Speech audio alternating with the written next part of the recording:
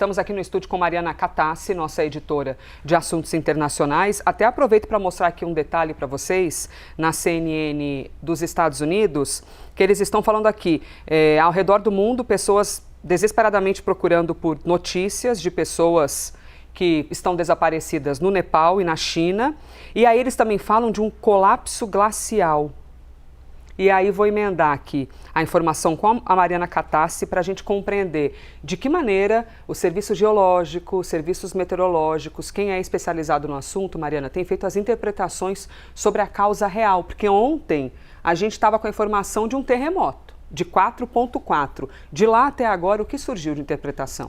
Bom dia, Elisa, para todos que nos acompanham aqui no live. Elisa, no momento de uma tragédia, é muito comum que os especialistas tentem encontrar, assim que possível, o que causou, até para saber como reagir. Mas, à medida que as horas vão passando, as informações vão chegando de forma mais apurada, de forma mais detalhada. Inicialmente, o Serviço Geológico dos Estados Unidos, que é referência mundial para todos os tipos de tragédias naturais, como terremotos, deslizamentos, tsunamis, informou que teria tido um terremoto de magnitude 4,4 e que isso teria causado o deslizamento e essa avalanche de lama que a gente viu. Mas, posteriormente, o próprio Serviço Geológico dos Estados Unidos explicou que o que aconteceu, na verdade, foi o derretimento de uma geleira. E eu separei até algumas imagens de satélite, Elisa, para a gente ver o antes e depois de como ficou essa geleira. Tá. Essa geleira fica numa região chamada Langtang, muito próxima à fronteira entre o Nepal e o Tibete. E foi justamente nessa região que uma grande placa de gelo se desprendeu e desceu a montanha. Isso aconteceu em um momento em que o Nepal enfrenta o clima de monções, então a temperada com alto índice de chuva também já deixou os rios mais cheios, e o desprendimento dessa geleira, que a gente vê aqui como era antes e como ficou depois, o desprendimento dessa placa de gelo fez com que os rios se enchessem ainda mais e o gelo, junto com pedras, rochas, terra, tudo isso fosse se acumulando. Porque, Elisa, essas geleiras muito altas aqui na região da Cordilheira, elas funcionam como uma espécie de bolsão de água. Como é uma região montanhosa, há vários níveis e a água vai ficando represada nesses diferentes níveis e vai caindo com cada vez mais pressão. Então, isso foi algo que o Serviço Geológico dos Estados Unidos constatou, que a força desse desprendimento foi tamanha e esse deslizamento ocorreu com tamanha pressão que o Serviço Geológico identificou um tremor da magnitude de um terremoto. Então, agora a informação atualizada que nós temos, Elisa, é que não houve um terremoto que desprendeu a geleira e causou o deslizamento, mas sim o contrário. Esse tremor é justamente um testamento do quão forte foi esse deslizamento e do porquê causou imagens tão impressionantes como aquela imagem aterrorizante que a gente viu da lama cobrindo a cidade. E é justamente por isso que as informações continuam chegando, porque a gente vai entendendo cada vez mais a causa, quais fatores contribuíram, quantas pessoas devem ser afetadas. E a gente estava ouvindo alguns especialistas falarem que é muito importante entender que o aquecimento global, as mudanças climáticas, elas não podem ser totalmente responsáveis por um único evento, mas com certeza são fatores que contribuem para aumentar a gravidade desse evento.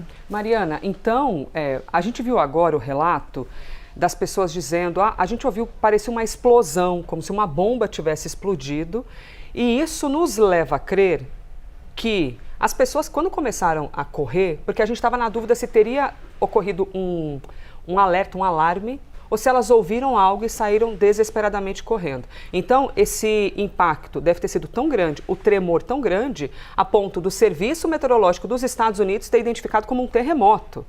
E isso deve ter sido o sinal de alerta para as pessoas correrem desesperadas, e que infelizmente não deu certo. A onda chegou e cobriu todo mundo. Pois é, muitas pessoas foram pegas totalmente de surpresa justamente por causa desse tremor muito forte. E é como eu disse, Elisa, esses bolsões vão represando a água e ela vai ficando parada ali até que ela transborda e cai com muito mais pressão. Por isso pega as pessoas de surpresa. E acontece que várias condições trabalharam juntas para aumentar a intensidade desse fenômeno. Então, coincidiu com o clima de monções, com as chuvas, com os rios que já estavam em um nível mais elevado e, por isso, a tamanha força que a gente viu nesse deslizamento de terra, Elisa. Nessa imagem dá para ver muitas casas ali às margens do rio. Essas são as pessoas que ficaram com o sentimento de ufa, sobrevivi, porque ali dá para ver que não tem marca terrosa, né? Ele alargou o rio, mas milhares e milhares de casas foram poupadas ali. Então, ao menos essa imagem dá para ver, né, Mari, que quando a água, a lama passou,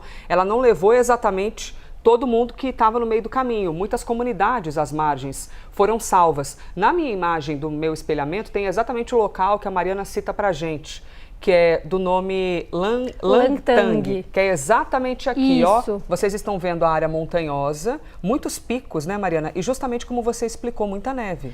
Inclusive, Langtang é uma cidade onde fica uma das montanhas mais altas do mundo. Ela está entre as 100 montanhas mais altas do mundo. Então, isso explica também a força com que o gelo, a terra desceu e a pressão com que atingiu o território.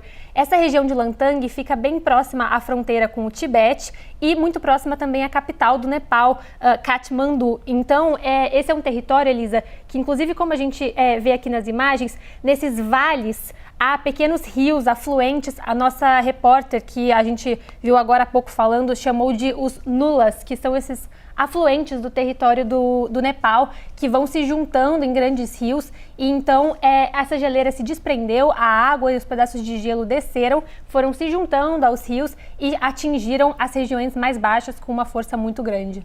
Mariana Katassi conversando com a gente, então, sobre a tragédia no Nepal, também o lado chinês, e até eu tirei a dúvida com a Mariana ontem sobre a questão do Tibete, porque eu ficava muito na dúvida, eu posso chamar o país Tibete ou eu tenho que falar a região autônoma do Tibete? Na regrinha a gente fala, eu não posso falar então o território chinês do Tibete? É uma dúvida que a gente tem com isso. O Brasil reconhece o Tibete como uma região da China, mas é uma região historicamente disputada, Elisa, que foi durante muito tempo independente, mas que é reivindicada por Pequim, e é uma situação muito diferente de Hong Kong e de Taiwan, por exemplo, porque Pequim exerce, de fato, uma liderança política, social sobre esse território do Tibete, mas tem seu próprio líder religioso, por exemplo, o Dalai Lama, que inclusive já se pronunciou e se solidarizou com as vítimas desse deslizamento, dessa avalanche. Então é um território que o Brasil considera como um território chinês, reconhece esse território, mas é uma região com as suas especificidades e é importante a gente levar isso em consideração quando estiver falando sobre o Tibete. Perfeito.